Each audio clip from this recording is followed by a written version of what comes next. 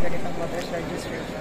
More or less po ito, total ito naman po ay hanggang mamayang gabi, hanggang alas 12 ng gabi natin gagawin at hindi lang naman po ngayong araw na ito.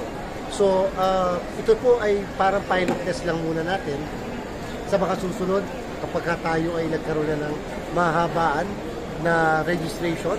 For example, beginning October of 2025 up to July of 2026. Ang hope natin, mas kung kinakailang araw-arawin namin dito, gagawin natin. Kasi ang dami naghihintay ng kanilang yung mga inaabangan ng mga kamag-anak. Sila nagpaparegister. At sana nga yung mga dumadating din makapagparehistro.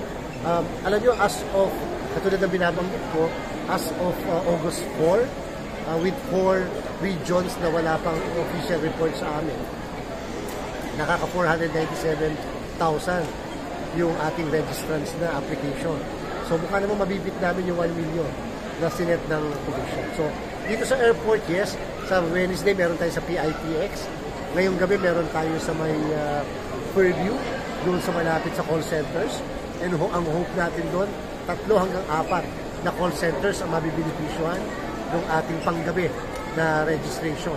Nung isang araw, sa Bridgetown, sa Robinsons Land Corporation, ang dami mga nagpa-register ng mga kababayan natin na nagtatrabaho sa call center. Kanina, yung mga nagtatrabaho sa Jose Reyes Memorial Hospital, mga nagpa-register, mga doktor, mga nurse, kasama na rin yung mga empleyado nila na sinabi talaga nila hindi sila nakakapagparehistro, hindi sila nakakaboto dahil wala na silang pagkakataon. Kasi nga pag mag-e-eleksyon, laging on red alert sila and therefore wala na silang pagkakataon. Kanina nasa City Jail din tayo, Manila City Jail, at kahit yung mga PDLs natin nagparehistro. So makikita nyo po sa lahat ng registration sites natin sa buong Pilipinas, sadya pong ganito, blockbuster. Sobrang overwhelming.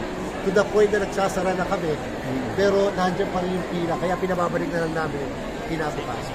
Dito po kung napansin ninyo, hindi man ganun kadami, siguro yung iba nahihiya pang mag-approach o yung iba tinitingnan pa kung ano yung proseso, pero later on, mamaya, lalo pag-gabi, nadami na yan.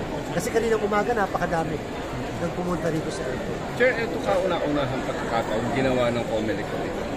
Yes, in po, the kasi history. Ang gusto natin, registration anywhere, anytime.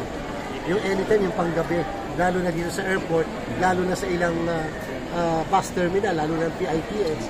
Kasi yung mga mananakay, yung mga biyahero, hindi talaga nakakapagparehistro yan. And isipin nyo na lang kung makakapture natin sila, kung mapagpaparehistro natin sila, ang laking tulong, hindi lang sa COMELEC, kung hindi sa kanilang mga sarili. Isipin mo, nagbiyahe ka, pero nakapagparehistro. Yun lang naman ang konsepto natin. Nilalapit natin ang serbisyo kung nasaan talaga yung mga mamamayan.